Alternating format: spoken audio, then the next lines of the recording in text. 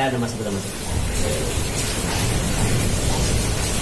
Selamat berjumpa kembali dengan saya Arif Nur Cahyo. Di sini kita ketemu dengan sahabat lama kami, Bapak Maliki. Bapak Maliki, kita ketemu lagi di hari di sore ini di bulan Maret menjelang bulan Ramadan, di tengah hiruk pikuknya invasi serangan dari COVID-19 atau kita sebut dengan virus corona. Kita ngobrol-ngobrol dengan Pak Maliki di sini. Kita lupakan sejenak virus corona, oke? Pak Maliki, siap. Baiknya kita perkenalkan nama Bapak dulu. Alhamdulillah. Wilujeng Tepang, selamat sore. Wilujeng Tepang, Tepangkeun simkuring Herr Maliki. Inggih di Jayagiri. Jayagiri adalah salah satu tempat di Lembang ya Pak ya? Lembang. Sore hari ini sangat dingin, hujan lumayan lebat. Kita bahas mengenai kehangatan kopi khas dari Pak Maliki. Namanya kopi apa Pak? Kopi Maguru. Kopi legenda ibu saya. Kenapa disebut Maguru Pak? Karena disebut Maguru itu memang ibu saya itu seorang yang pengajar, baik ngajar agama, baik ngajar pendidikan di sekolah. Nah, yang akhirnya orang tua kami itu dipanggillah di kampung ini jadi mak guru. Nah, kebetulan mak guru ini, ibu saya ini, dia memang dari dulu, dari tahun 60-an itu sudah menggeluti tentang kopi. Ya memang zaman-zaman dulu, nggak zaman sekarang, jauh banget. Tetapi ya tetap kita rasa kopinya sama juga, karena ya namanya kopi zaman dulu dan sekarang tetap kopi, cuman bedanya zamannya saja. Kalau kopinya tidak beda, cara pakainya, cara pemasakannya, cara segala macamnya itu mungkin ya yang membedakan itu kalau cara pengolahan ya. Kalau cara pengolahan itu ya, kalau dari Maguru ini tetap masih menggunakan cara tradisional ya, dengan disangrai, bahasa Prancisnya disangrai gitu kan. Ya memang ya kalau cerita kopi itu ya boleh dikatakan nggak habis-habisnya. Dari saya masih kecil sudah tentang kopi, tetapi tidak dengan gaya zaman sekarang yang beberapa banyak variasinya, banyak direka-rekanya dan segala macamnya. Ya, tetap aja kopi. Tetapi kalau saya itu paling lebih mencintai khas ciri bangsa Indonesia di sendiri, bangsa kitanya terutama. Kenapa? Karena saya lebih menikmati dan lebih merasakan kepuasan manakala minum secara bangsanya sendiri. Yang artinya bangsa yang besar adalah bangsa yang tahu cita rasa bangsanya sendiri. Walaupun cita rasa orang lain enak, tetap punya orang lain. Nah, kalau saya bukan alergi dengan bangsa yang lain, tetapi saya lebih enak dan lebih merasakan kepuasan secara alami, secara bermasyarakat.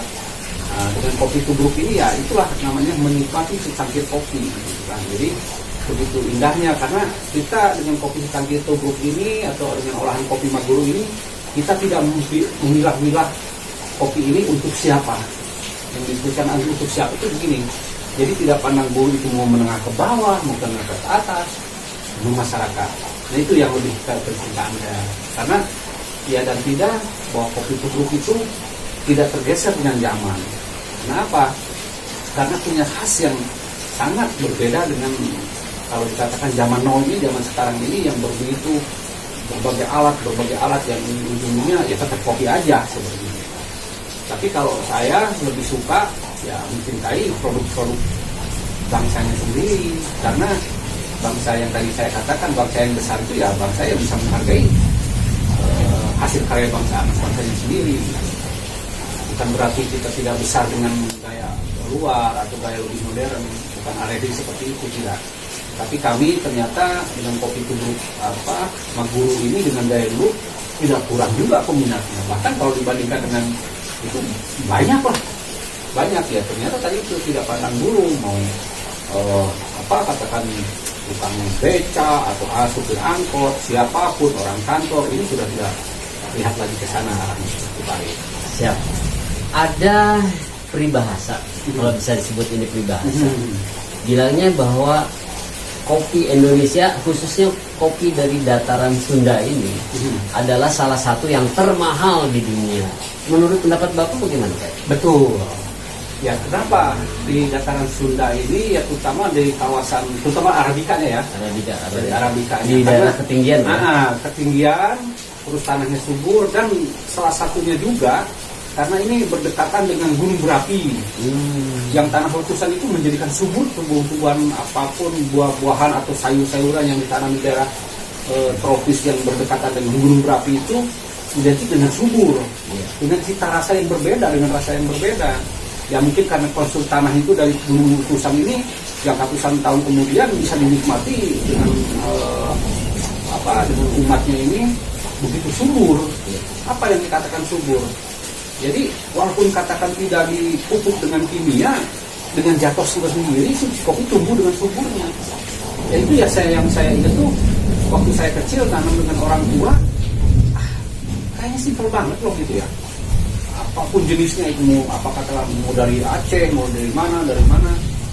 Yang penting tanah kita ini sangat menjanjikan untuk ditanami kopi, salah satu komoditi tumbuhan yang ada di negara itu begitu hebat. Saya rasa kalau dikatakan Indonesia kalah dengan orang lain salah besar. Kalau menurut saya besar. Kenapa saya benar-benar mengatakan itu? Jangankan melawan kopinya, sedangkan kopi di negara Indonesia ini, negara kita itu bervariasi, dari Aceh, dari Alna, dari mana, dari Bandung, dari apa. Saya rasa nggak mungkin orang lain bisa mengalahkan negara kita. Mau ngalahin satu aja misalkan dari Aceh begitu berat. Cuman ada kekurangan di kita ya. Mereka kenapa mereka olah ke alat seperti ini, seperti espresso?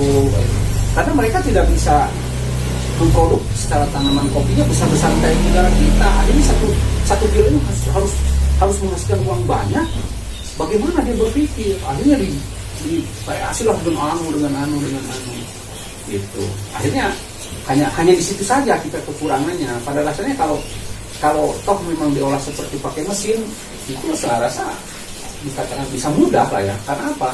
Contoh misalkan Pak Arif gini, Pak Arif tidak belajar mesin, tapi kan udah ada petunjuk. Iya. Oh, kopi 1 kilo masukin ke mesin, waktunya segini, panasnya segini, keluar. Tetapi kalau ciri khas bangsa Indonesia, coba suruh roasting atau bahasa kerennya roasting, kalau bahasa praktisnya saya tadi nyangrai, gitu ya. Bahasa Sundanya sangrai, coba di sana.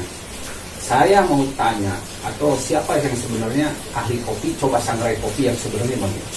Tahu nggak? Saya rasa masih menggali para perkopian ini sebenarnya kopi yang harus disangrai itu seperti apa. Kenapa seperti itu? Perbedaan mesin dengan sangrai itu sangat jauh, sangat berbeda, sangat berbeda. Karena tadi itu kalau di mesin mau yang tua, mau yang setengah tua, mau yang ini 10 menit dia keluar.